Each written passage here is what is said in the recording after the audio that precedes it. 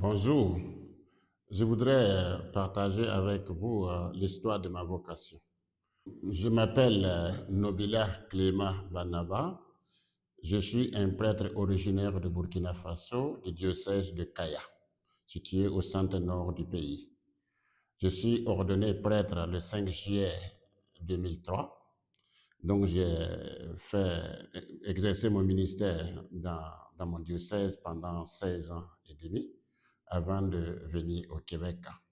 Au cœur de ma vocation, il y avait une conviction. Servir, c'est magnifique, mais servir Dieu, c'est un privilège unique. L'histoire d'une vocation, c'est Dieu seul qui est au cœur, au fond de l'histoire d'une vocation.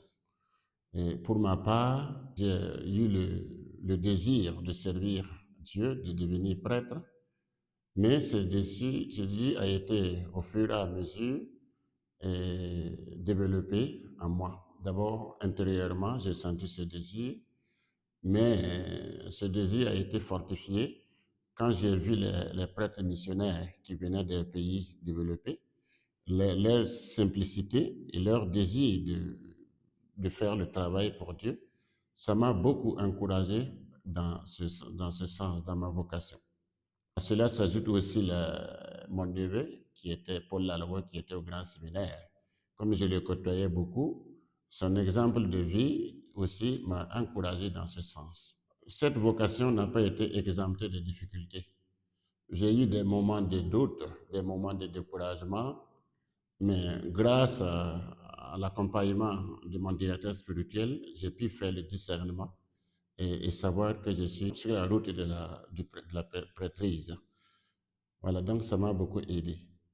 Je suis venu ici au Québec, c'est toujours dans le cadre de ma vocation, dans l'exercice de mon ministère de prêtre, pour collaborer avec l'équipe déjà sur le terrain, voilà, pour qu'ensemble nous puissions travailler pour la gloire de Dieu et le salut du monde.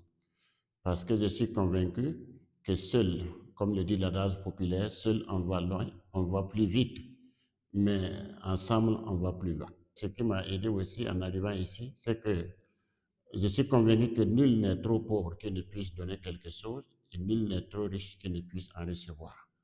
Voilà, donc c'est ça que j'ai compris que en collaborant avec les prêtres déjà sur le terrain, les agents de pastorale, les animatrices et tous les acteurs de la pastorale sur le terrain avec l'autorité du diocèse, nous pourrons continuer à annoncer l'évangile comme le Christ nous l'a confié.